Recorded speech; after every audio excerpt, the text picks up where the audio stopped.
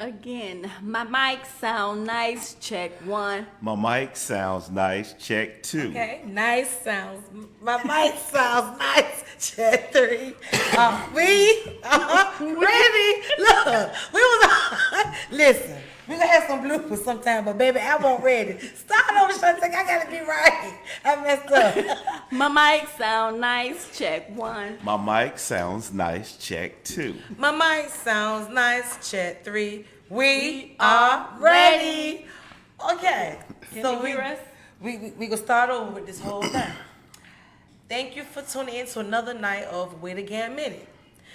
We have the pleasure of having Chief Chandler join in with us tonight to share some of his things going on with the department and tell a little bit about himself. And y'all can chime in and share any questions y'all like to ask the Chief.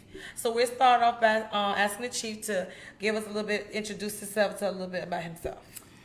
Hello, everybody. My name is Interim Chief Al Chandler with the Suffolk Police Department. I've been with the Suffolk Police Department for 21 years. In that time, I have pretty much worked all over the department, spent most of my time in the investigations division as a detective supervisor. I've also been a SWAT team operator, hostage negotiator, and a number of other capacities within the department. And I'm really glad to be here and looking forward to answering some questions.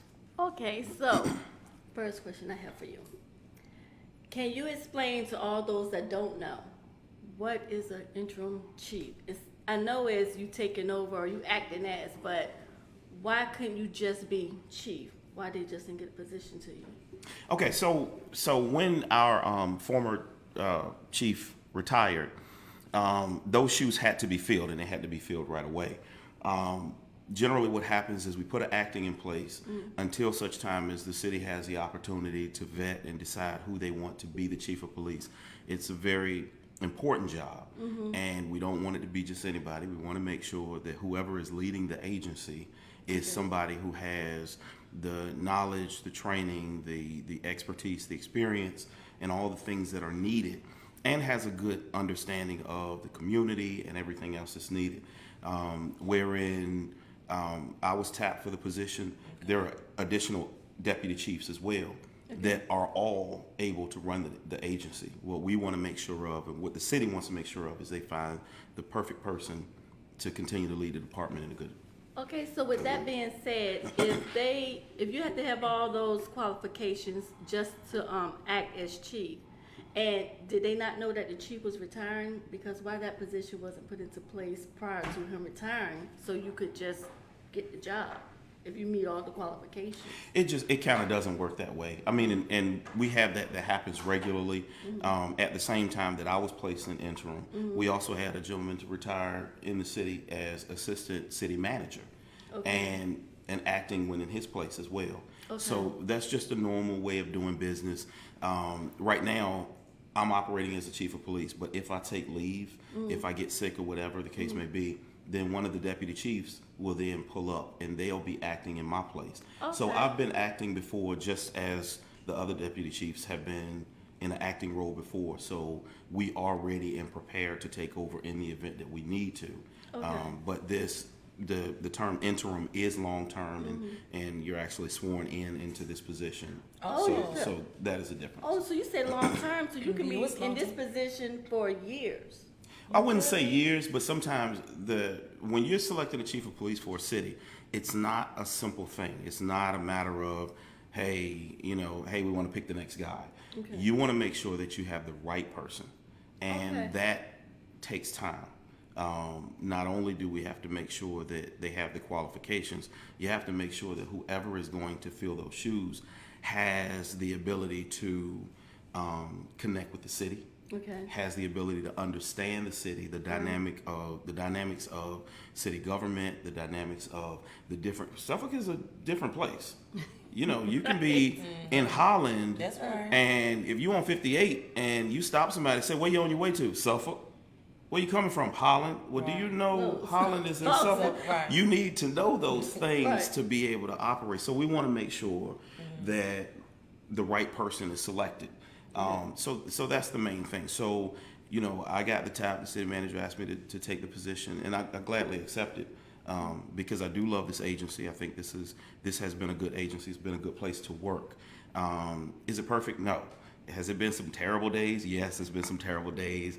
Have I gotten aggravated with my supervisor? Yes, like any other job. But all in all, it really is a good department. Okay, so would you want to apply for the job when it becomes available to post or apply? Are you going to apply? Yeah, we'll see what happens. Oh gosh. Okay. So Yeah, I plan to apply.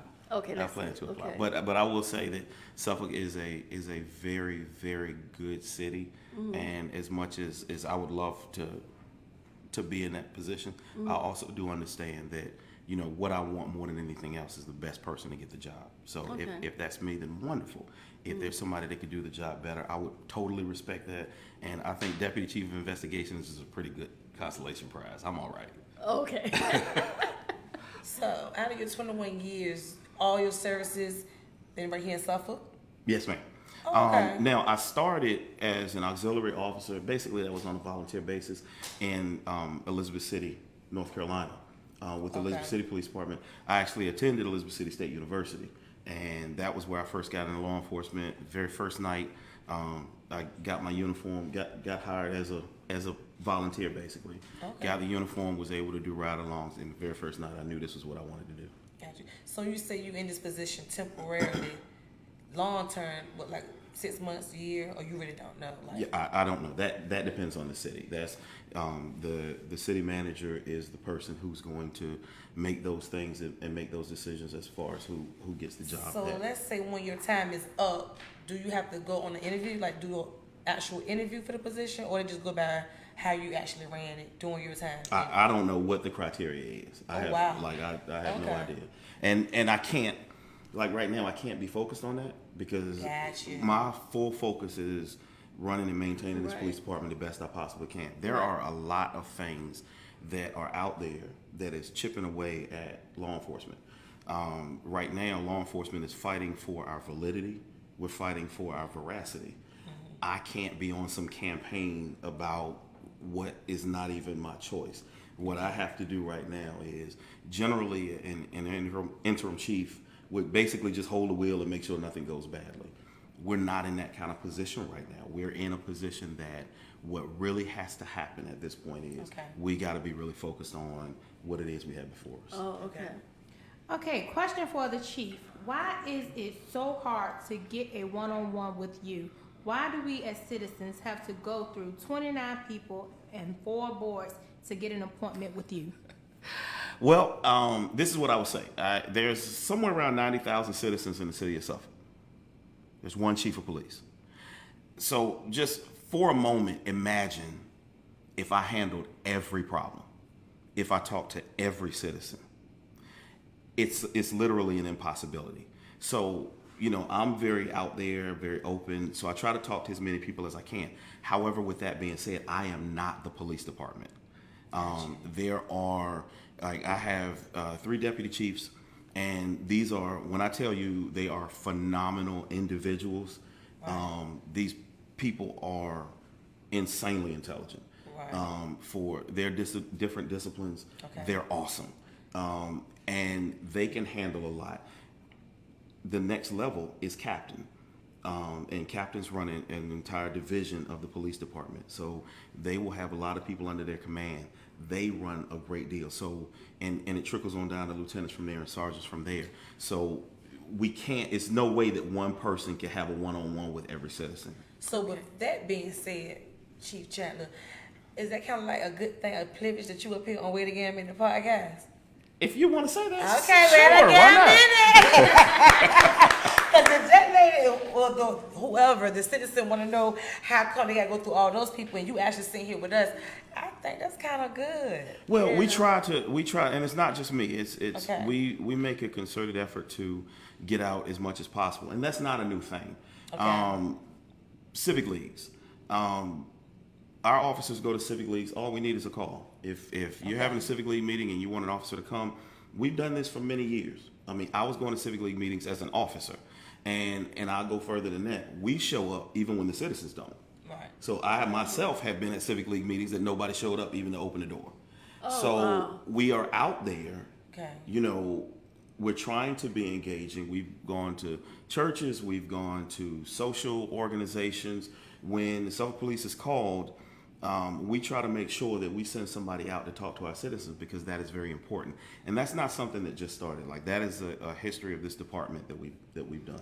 Okay, and I have a question for you. Sure. And how do you feel with the media, everything that's going on in the media about police brutality against black people and all that? How do you feel as a black man working in, and the chief, working in the police department, and then most of the employees or your staff or your officers are white men or Doesn't bother me a bit. How does that make you feel, like when you're seeing the stuff on the media? So here's the thing.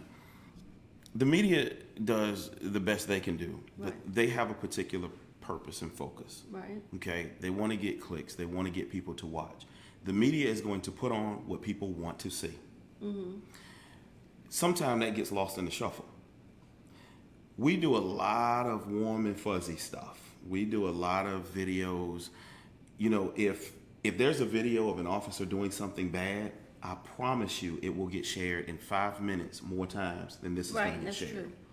Because that's what people want to see. They want to see Right. that. So now, me being a person of color, I have a different understanding than maybe somebody that is not, because I can see it from different lenses. Right. I am committed to this department being fair, but I've been under people and I've been over people who are committed to this department being fair, and they weren't all black. Mm-hmm. So what happens is we start to get this, and you can see the tearing away at what has been built over all these years, because now it's down to white and black, where the irony of it is, as a black man, the fear is that somebody is going to automatically assume that I am something negative because I'm black, right? Right. Well, now, additionally, the fear is somebody is going to automatically assume that I'm something bad because I have a blue uniform on. Mm-hmm. Which one is better? So what we're doing is we're creating a situation where law enforcement is looked at negatively first. You don't have to know me. You don't have to know my name. It doesn't matter how I talk to you. It doesn't matter my posture. It doesn't matter if you've ever met me before. If you see a blue uniform, the thought process is this person is bad. I've been living that and fighting that all my life as a black man. Now I'm watching people who have been in that struggle do that to me because of the uniform that I decided to put on. That doesn't make it better.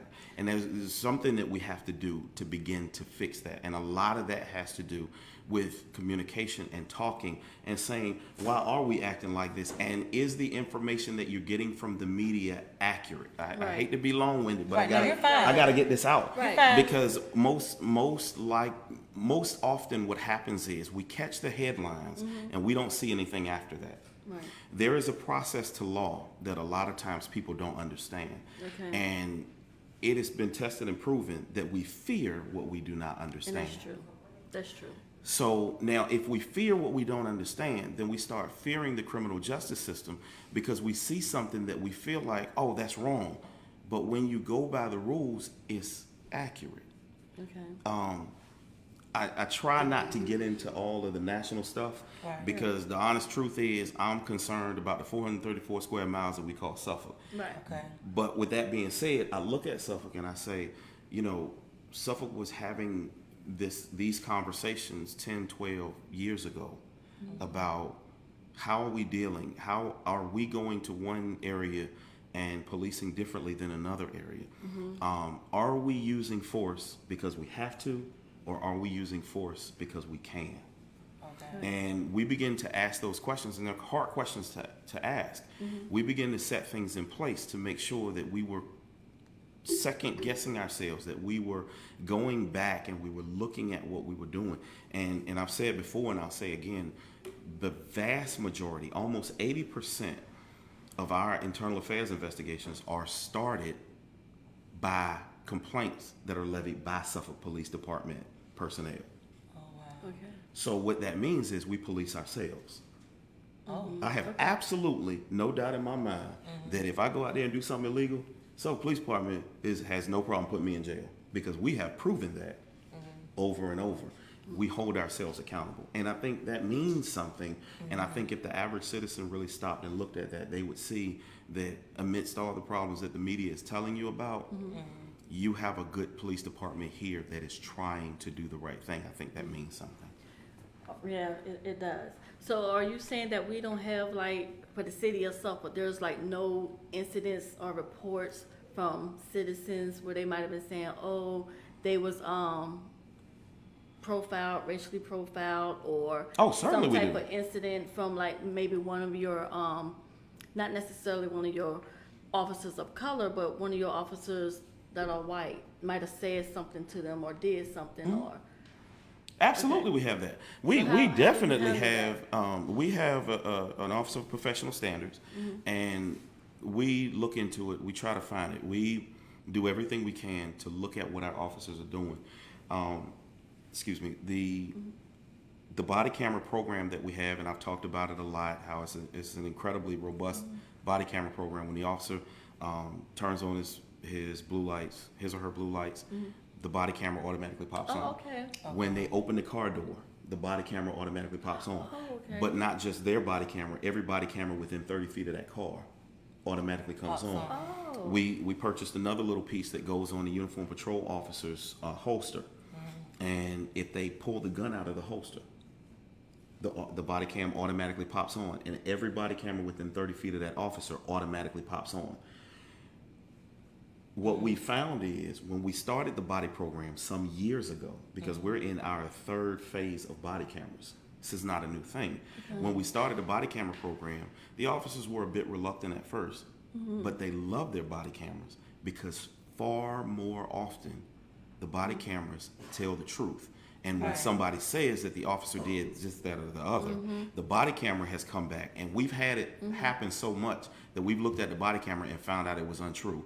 That we created another clearing code called Cleared by Body Camera.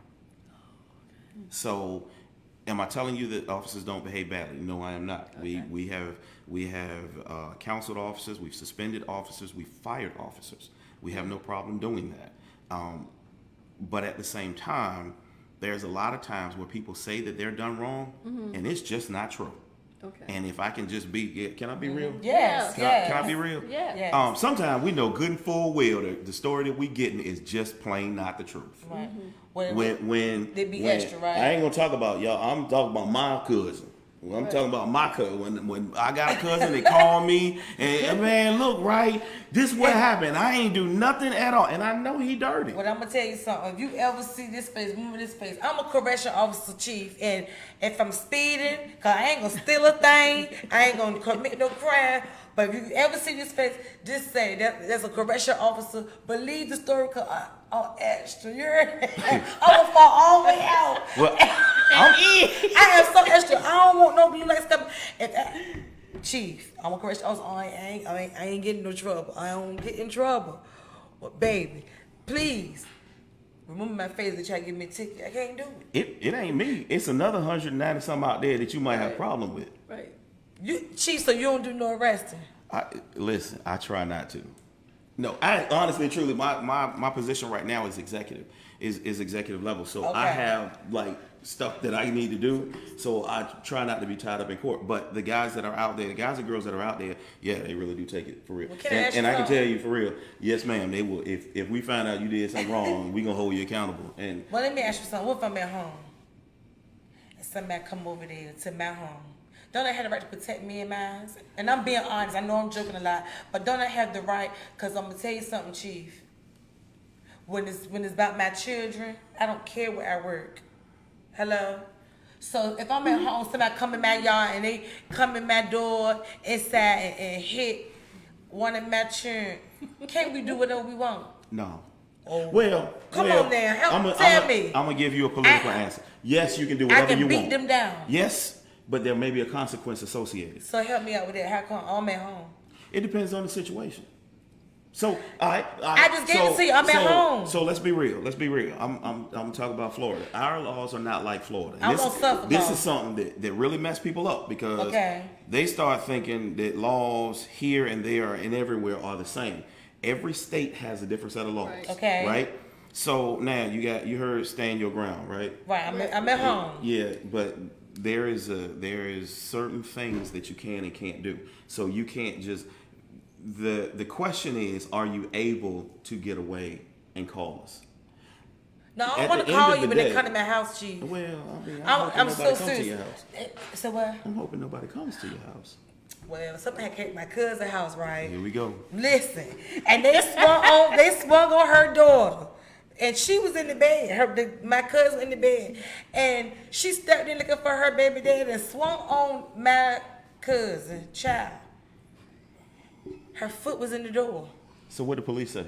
Want the police called. Oh well. So when she stepped inside my cousin's house and she got beat all the way down, We're not even doing this. you can't do that. We're not doing. She can't in my cousin's house though. You don't want to hear about it. Not at all. He don't want to hear I about it. mean, not even close. Right. I'm you don't- serious. See, you but didn't hear here's the anything. thing. Here's the thing. Now think about it. Now think about it. Every situation is different, Okay, and everybody who's at a situation Okay. sees it differently. help me So out. now, what you want me to tell you is, No, I want you to be can do honest. this and you can do that, and I can't tell you that because I I got don't you. know the facts. I got you. But I'm just then, saying, if you at y'all- home, somebody come to your house and hit you. You can't it's defend yourself. It's not necessarily that easy. It's not necessarily that easy. I always And- just thought you supposed to protect, because I mean, when we been correctional officer, if I have a gun, I feel like somebody, I can't shoot them. You can't just indiscriminately shoot people. No. I'm so sorry, Chief. I am not ignorant. I just don't know, so I'm asking questions. No, I'm telling you. I understand I can't just shoot people. I understand that, but if she inside my house, So here's the thing, and I tell you like this. Things sound good, and we culturally in America, we talk about shooting people like it's nothing. But if you've ever had a chance to be pointing a pistol at somebody and considering taking a shot, it's a totally different feeling. I wouldn't wish that on my worst enemy. what's someone breaking would- into my home? I though? don't care what they're doing. What I'm telling you that I know that Run I to the know closet, that I call the know. police. That I know that I know that I know. Okay. If You're you right. destroy human life, you don't just walk away from it just like that. I know. And what happens is we talk about it and we sensationalize it so much in our culture, in American culture. We talk about it and sensationalize it so much, and we don't necessarily realize that vision, that image follows you for the rest of your life. So now the average officer has to go out here every day, and we have to put ourselves in situations that we may have to take a life. I have been in that situation. Praise the Lord. I'm sure I have about never it. had to take a life. Right. But just the thought of having to is very difficult for the average person. Now, if you're a psychopath or a serial killer, then yeah, it might be cool. They might know. Yeah. But the average person, to destroy a human life, and when you see what a bullet does to human flesh, it is not the same as looking Right. as TV. If I tell people, yes, if you're in fear of your life in Virginia, it gives you the law gives you the ability to protect yourself, even if that's lethal force. But I say that, but I also say that if you have to do that, it's not nearly as easy as it seems. It's not the best But what about option. you just beat them up? Well, Well, hold on. Okay, so someone is saying, I do know that they cannot be leaving out and you do something because they are no longer a threat. Is that right? They're asking you, Chief? you see my point with the thing that I love about law is the fact that the slightest detail changes the outcome. So what we want to do is we want to say, hey, if you get this, then I can do that, right? But that's not necessarily the case. So we try to take, and let's talk about the national conversation for a moment. We try to take two things that look exactly the same, or we think they look the same. We try to put them together, and none of the facts are actually the same. So in every situation, in every case, we look at that case and we say, okay, what do we have? What options were available? Did this person have reason to reasonably believe that they were going to be, seriously injured or killed? In that case, you can do this, but what options did they have? All of that stuff makes a difference. So being able to say, can I do this? Maybe, maybe not. The law is not that simple.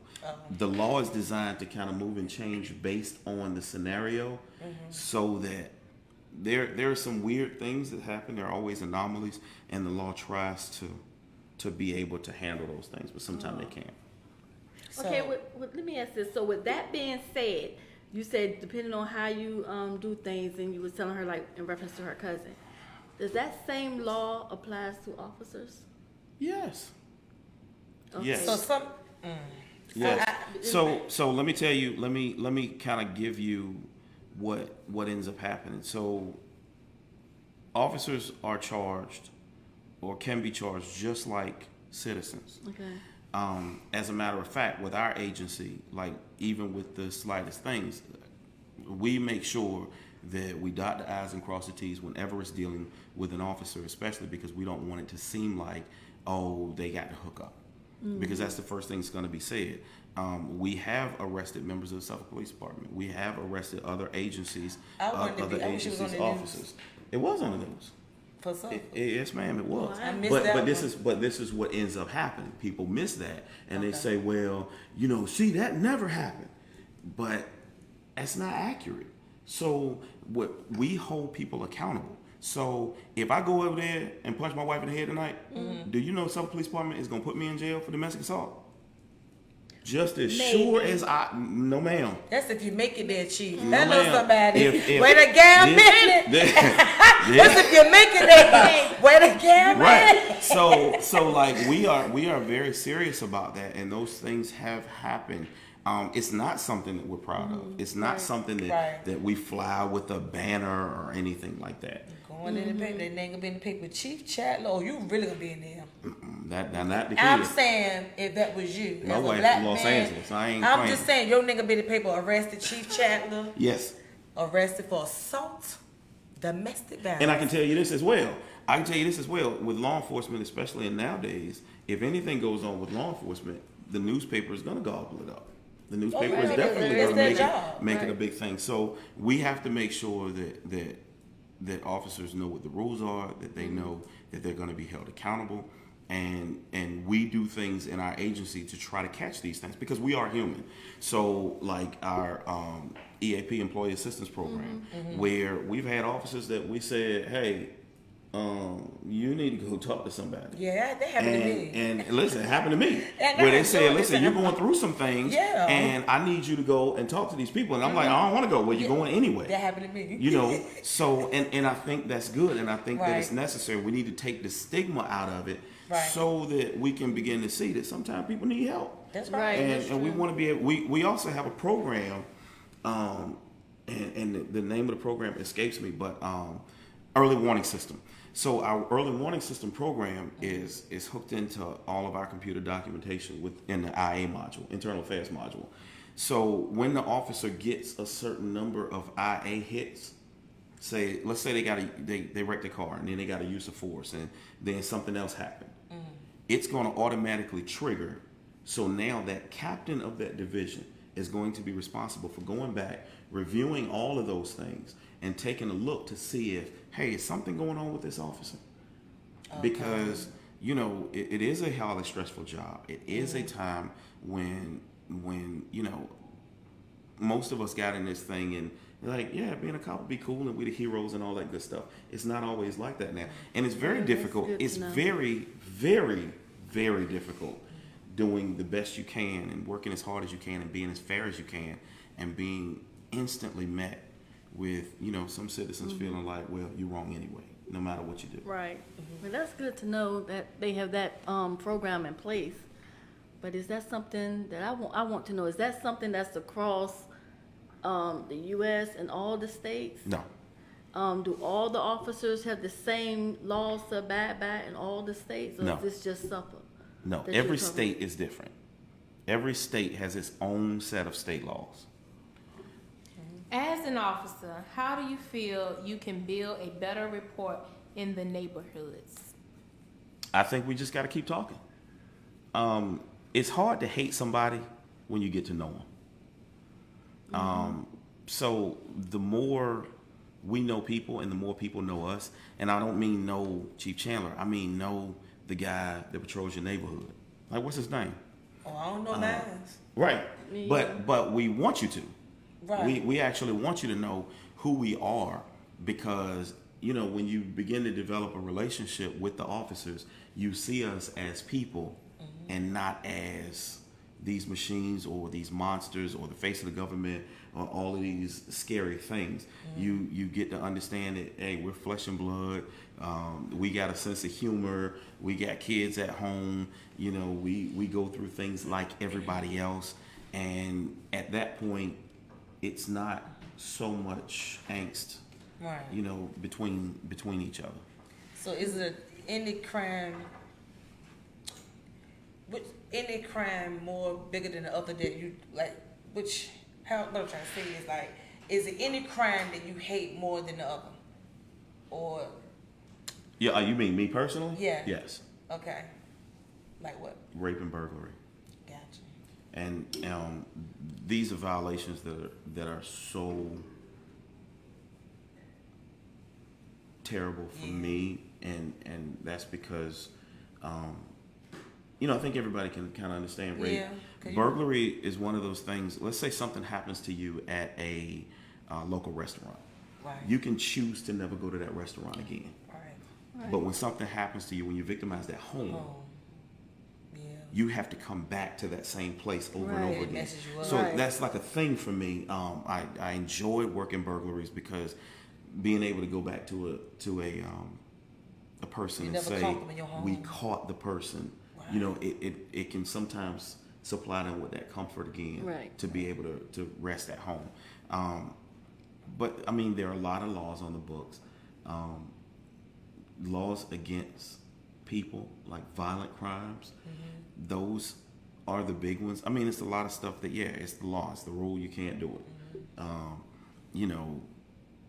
And our job as law enforcement is not to like the law. Right. Our job is to enforce the law. Right. So there are laws that we enforce that we don't agree with. That's our job. To enforce So I may say, this is some garbage, I don't want to do, but my job is not to pick and choose. My job is, this is what the Commonwealth of Virginia has decided, so I'm going to enforce that. Now, people look at us and say, well, why is the law like that? Y'all shouldn't be doing this. No, that's your legislature that makes the laws. We simply enforce them.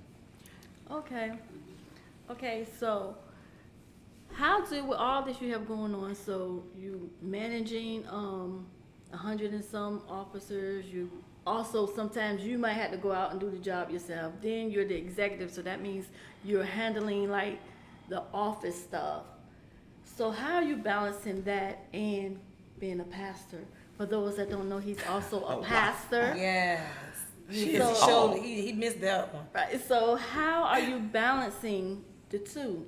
Because it's like you're managing over here, but being a pastor is also being a manager. You're managing, So the key is managing. Right. The key is managing. I'm not a single entity. Like, it's no way that any of this stuff could get done if you were expecting me to do it. The teams that I have are invaluable.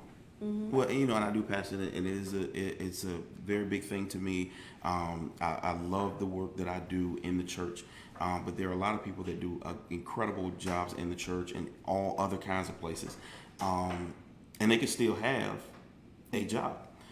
The stuff that I do at the church, I'm able to separate that out, and I have people who help and hold me up, and it's a small church and it's in another city, so those things don't cross paths.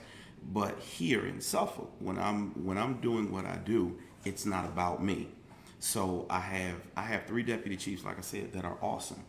I have 8 captains that are insanely intelligent.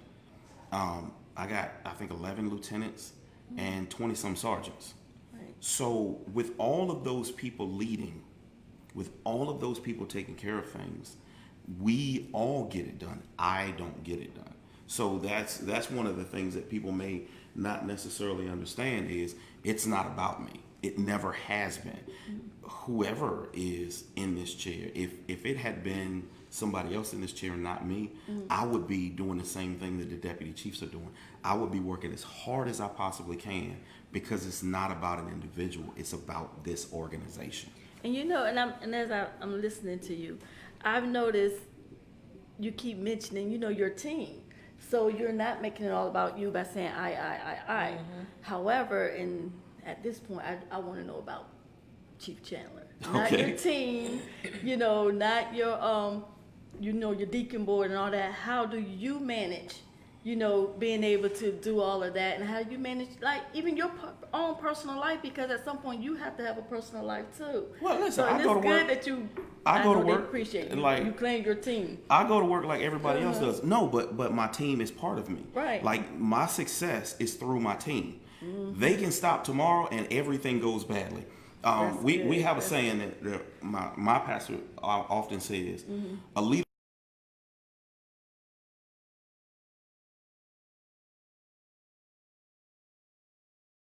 You know, but this job is like any other job. It's not like I'm working 24 hours a day. Right. I come to work around 8:30, leave 4 or 5, somewhere around there, and you know, I'm off on the weekends. You know, I'm home yourself. at night. You know, I can go to Okay. Bible study on Tuesday nights, and Okay. you know, I do just like everybody else. I don't have to clock in on Sunday, so I go to church on Sunday morning. It's not very difficult. What's difficult is managing people. Right. So being able to have the communication with the people that they know it's not about me. Whatever I'm going to lead, I'm going to lead it in a way that's not about me. That's what makes it a success. That's what makes All you right a now. boss. Yeah. That's what makes you a boss. Yeah, Wait because again, that's that's good. Because good. you mentioning your team, you're not taking all the credit. some You of his No, I acknowledge can't. Your team. I definitely can. When Right. I tell you, and I talk about these people the way I talk about them, because, you know, I have no shame in saying, sometime I will go to my deputy chief and say, "What is this piece of paper? Right. Do I sign this?" And they're like, "Yes, okay, this is blah, blah, blah, blah, blah, blah, blah, blah." Because all of us have our areas of expertise. Right. I have one Right. Deputy Chief Bowie, who is a tactical expert. Like, this guy, when it comes to tactical stuff, he's been executive manager of the SWAT team for many years, an incredible negotiator, running my uniform patrol division. He is phenomenal. Major Garvin is over administration, and you know, I kind of laugh because this young lady can consume so much information so quickly. Administration is like, wow, this is a whole different animal, but she can just rattle off all of these different things that are needed, what the state says, and what is FOIA related, and our CALIA certification, and what's required. So I need her, and she's in my ear saying, "Hey," because it's about the department. You know, I was the investigations guy, and now the guy that's pulled up in my position, acting Major Erie, he's all about investigations. So all of us together is what you see here. It really isn't about me. Oh, that's awesome. Do you fear for yourself and your family members? You don't always have a uniform on, and everyone doesn't know you. That's a great Good question. So, moment of transparency. One of my sons went to Virginia Commonwealth University in Richmond. My middle son went to Virginia State University in Petersburg, and my baby boy now is at Elizabeth City State University. Can I tell you that I sent them, and it never crossed my mind that I want to make sure my babies are safe?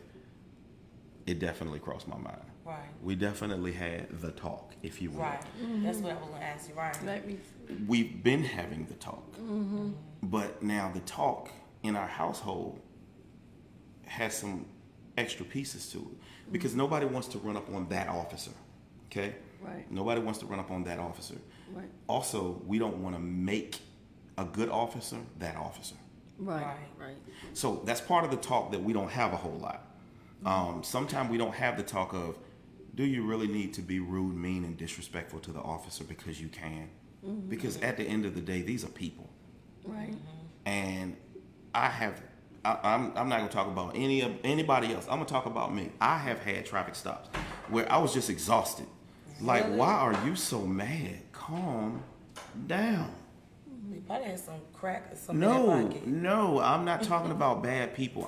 We are in a time now where good, quality, squared away, God-fearing, law-abiding citizens are just being rude, mean, and disrespectful to officers unnecessarily. I'm not talking about the bad officer. I'm not talking about the one that comes and does something bad to you.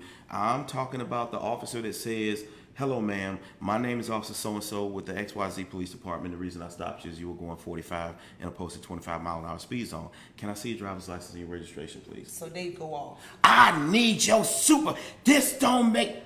Like, come on. But that's bad that they do that, because I'm gonna be honest with you. When I get stopped, I make sure, and I'm not saying it because I'm a She correctional officer. said that like she gets stopped a lot. No, I just want to put no, that I out there. don't. But I don't even. Sometimes I use my correctional officer, but I also been taught be nice. Even when I'm calling to pay a bill, like be nice, because you don't know where that niceness can get you. Sometimes they would, work with you. Like one time I said, you know what, this is a brand new car. And I'm not used to a smooth car, and my music was pumping. I am so sorry. It worked. I was in Chesapeake. It worked. I didn't even have to say I was a correctional officer. So I'm saying I don't understand why they would be rude. Well, I mean, and you got to I think don't about know. you have to think about too what is being perpetuated in society today, wherein there are some officers that have made some very poor choices, that have done some things that are criminal. The average officer is out there trying to do the best they can. And, this is not a new phenomenon that people are just sometimes unnecessarily rude and mean to officers, but this is because there's some rude officers out there, but not all of them. Right. I can, and I'll date it. I was in uniform patrol, and I stopped a young lady, and this was some years ago, and she rolled the window down about that far. And she said, what you stopped me for? I know I wasn't speeding. You ain't had no business stopping me because I was going the same speed everybody else was. And I don't like your attitude. And roll the window back up. Ooh. And I'm like, wow. You didn't even say anything. Okay. So I knock on the window and I'm like, ma'am, calm down for me. Like, okay, so speeding is not the only reason you can get pulled over. Right. So my name is Officer Chandler. Right. You ain't going to be talking to me any kind of way, and roll the window back up. Ooh. So I walked back to my car and I wrote a citation for every violation on her car. And her car had been in a wreck. I could see it had been a wreck. I was just asking, I just wanted to know, how long ago has your car been in a wreck? You need to get it fixed because the headlights and taillights were all messed up and there was some other issues with it. Oh. And I had one that actually And, be nice to me. I hit a deal that morning on my way to work, and on my way back home it was getting dark. And this officer was so nice. I had my uniform on. He said, "Oh, I'm sorry I stopped you." Like he was supposed to stop me. And I was like, "Oh shoot!" Like, Yeah, he's supposed to stop you. But he was like, his reaction was, "Oh, I'm sorry." And I said, he asked about the damages, and I told him, I said, "It just happened this morning." And he went and looked. You could still see the hair stuck in there. But he was just really nice, and he was like, we had a conversation, but he actually looked like, "I'm sorry." What like, we started doing some years ago in Suffolk is if it is a law enforcement official of any kind, they write a letter up to the chief's office and we review it. Because we are going to hold people accountable. The fact that you have a uniform on does not mean that you are exempt from the same thing that everybody else is exempt from. Right. But he was really nice. But we always try to be nice. Some people are just rude. And I know people that are rude. Whatever your job is, no matter where you work, somebody that work with you don't know how to talk to people. Right. Now, That's true. We go through a lot of training. We watch videos. When we find those issues, we pull those officers in. We review it with them. We try to give them tips and things. Some people just come off abrasively. I can come off abrasively at times. I can. I can come off abrasively. So that was one of the things that over the years I had to try to work on. Right. Now, all the way got it right, because people will still at times say my resting face looks like I'm angry. So I have to walk around like this so people don't think I'm angry. But that's the thing that I have to do to make the public feel a little safer. Now, those are just a few of the things that we're doing to try to present ourselves better with the public. Now, in return, what we ask is, public, you hold yourselves accountable to us. If we're nice to you, give us that courtesy. Even if you decide to exercise your rights, and you certainly can. You know, you want to record the traffic stop. I think it's a great idea. Have at it. I'm recording the traffic stop. But So with you that- certainly can have that. With that being said, why some recordings that I have seen on social media or whatever, you see the officer acting like they're mad when the person's recording or telling them to put the camera away or no, they can't record. Well, I'm gonna say it like this, Is it against the law? and what I try to do is I try to stay within the confines of the 434 square miles of the city of Suffolk, and I do that for a reason, because it's 900,000 police officers in this country, 900,000 police officers in America. Oh, wow. I can't answer for all of them. This couple of hundred I got you. I can answer for those. So in now, Suffolk, we can use our recording. yes, you can record whatever you want to record, Okay. and our officers have been trained that you can record whatever you want to record. But I will give you this for free. Look at some of the dates of the videos, Okay. because what you often find is these videos will resurface over and Oh, yeah. over and over True. again. So you might be looking at something that's 10 years old and you don't even recognize it. Oh, Now, yeah. that being said, that does not mean that it's not some officer somewhere doing something dumb. Okay, I'm not telling you that that's not the case. Yeah. There's 900,000 police officers in America. There's somebody always doing something that they shouldn't be doing. But in Suffolk, our officers are trained. Like, we've had the folks that come and try to bait the officer. You know, they take the video and try to look in the cars and all that good. That's happened here in Suffolk. Oh. And we oh. say, hey, how you doing? And they say, I'm all right. And we just let them do what they're doing, because we try our best to train our officers. This is what people can do and can't do. If you want to record, you can. It needs to be, if you're not involved, it needs to be a safe distance. You can't get all up in the mix. And, if the officer tells you to back up, you need to back up a safe distance. Okay. There are a lot of things that we do. We are having to take a good hard look at a lot of the policies that we have and things that we've done historically. Okay. And some of the things we have to say, you know what, we don't have to do that. Right. There's some other things that, no, that's what we need to do, because officers are still in harm's way. And that's true. We still have officers that get hurt and worse in law enforcement every year. So every year I have to pray and hope that my officers remain safe, because we have seen right here in Suffolk that there are people out there that will try to commit suicide by cop. It is a real thing nationally.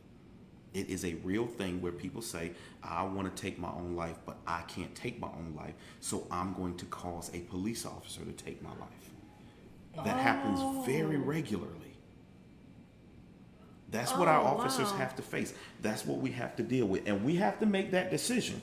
And the decision that we make in that moment, the decision that the officer makes, people are going to scrutinize that decision for years. Yeah. It's a serious thing. And we try to make sure that our officers know and understand that sobering fact. And they're focused on that, so that the hope is they make the right decision. Oh. If I am in the passenger seat and the police ask for ID, do I have to give it to them?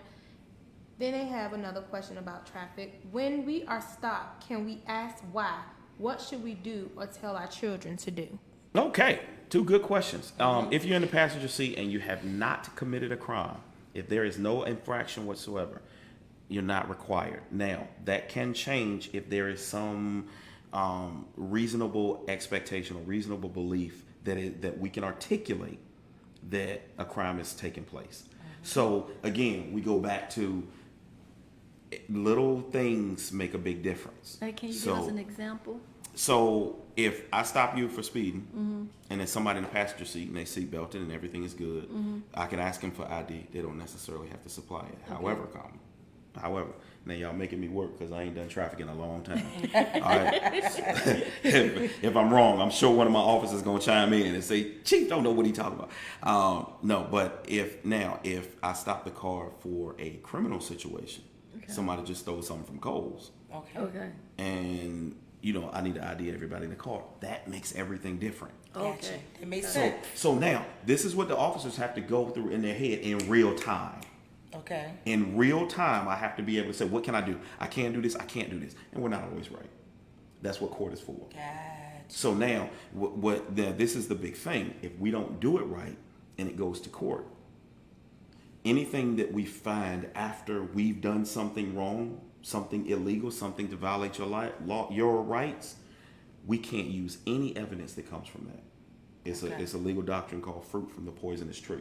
So once we do something wrong, all right, I get your ID because, or let's say I get your fingerprints and I didn't have the legal right. I made you get your fingerprints. I told you got to get your fingerprints right here on the side of the road. Make it. Then I find out from those fingerprints that you're an axe murderer. That case is gone. Oh. Because I had no legal right to get your fingerprints in the first place. Oh wow. Okay. So it is that serious. So this is stuff. This is not gee whiz stuff that we talk about from time to time. Like the thing of law enforcement is you're looking at subtle nuances of the law to try to make sure that you can do what it is that you're trying to do. What was the second half of the question? Traffic stop. What should they do? What would you tell your children? Oh, I can tell you what I told them. First of all, what should people tell their children? First of all, In the car with them? give me the whole question again. 'Cause I Okay. think there's some more So to it. when we are stopped, can we ask why? What should we do or tell Why? our children to do? The why was what I wanted to get to. Okay, so one of the things that we require is what's called the professional traffic stop model. So in the professional traffic stop model, you heard me do it earlier, where the officer comes up, they introduce themselves, giving their name, and they tell you the purpose of the stop. Hello, ma'am. My name is Chief Chandler with Suffolk Police Department. The reason I stopped you is I observed your vehicle passing my stationary radar at 55 at a posted 45-mile-an-hour speed zone. Can I see your license and your registration, please? So that should be happening before anything else. Okay? Okay. You can definitely ask why you stopped. Okay? Now, what you can't do, I can be real, right? Yes. Y'all said I can be real. Yes. You can't hold your information hostage because you want to argue that wants you on the radar. Like, that is what court is for. And we lose cases. We take the case before the judge, and contrary to popular belief, the judges in Suffolk do not just stamp stuff just because the officer said it. We lose cases, and it's a part of law enforcement. Our job is to observe the violation and bring it to trial. The court's job then is to assess whether you're guilty or you're innocent. So once we give you the information and we tell you why, what was the purpose of the stop at that point, then yes, you have to give the license. As far as what to tell your children, Cause mine might go all the way off, hollering, scream, and stuff. And Right. I don't know why little kids be scared of police. well, because we create that. Okay. Let's just be real. I mean, I had to cut. Oh, he was terrified of police. We create that. I've told parents, and I'm telling all the parents listening in. Stop saying stuff like Stop that. saying, My there's the police. I'm going to get them to get you if you be bad. And they like, really we're go off. creating an entire, as if we need help, right? Right. We're creating an entire generation that hate police. And that's Right. true, because I have So- heard it. I even said it. So it teaches kids to be afraid of us. Scared. And now what happens when mom has a medical episode and a police officer get there before the firefighter? They ain't gonna want to talk to you. It's happened. So how can we, as citizens of Suffolk, make the police department job a little easy by basically calming down and cooperating, be nice, or Yeah, I mean, think about the department that you have. I'm not saying that we do everything perfect, because Right. somebody, I'm sure, is sitting out there saying, because Officer so-and-so, he talked to me, blah, blah, blah. But get to know us. Like, seriously, Okay. get to know us. Give us the same thing that we want. I mean, I don't want somebody to automatically assume, because I'm a black guy, I'm going to do something wrong. I don't want somebody to automatically assume, because I'm an officer, I'm going to do something wrong. that's true. Okay. Okay. So, Okay, so I'm gonna ask one more question, and then we're gonna wrap it up. I have a question. Okay, but with two more. Go ahead. Yeah. So the question that I want to ask you before we wrap it up and everything, what can,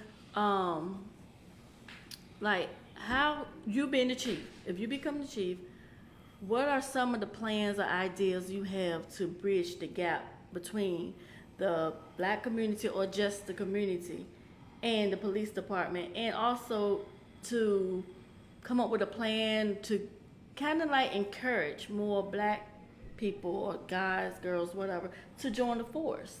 So they go hand in hand. So first of all, you know, I've been very, very honest and straight up about I'm not the black interim chief. I'm the chief of police. I'm the interim chief of police for the city of Suffolk. That's for all of the 90,000 citizens in Suffolk. Right. With that being said, I recognize there's a segment of our population, especially the black community, that has a serious concern of what the police department, how the police department sees me. Right. Okay, we got to begin to fix that. How do I plan to do that? Step one is conversation. Step one is we got to come on. We got to talk to as many people as we can talk to, and say, hey, get to know us. Right. After that, you can start kind of understanding what's going on. We're in the schools, we're in the neighborhoods, we're talking to the kids. It's all kinds of programs that we're trying to do. We go to the HBCUs, we go to the military installations. We have to begin to change our culture to begin to understand that this is still a noble profession.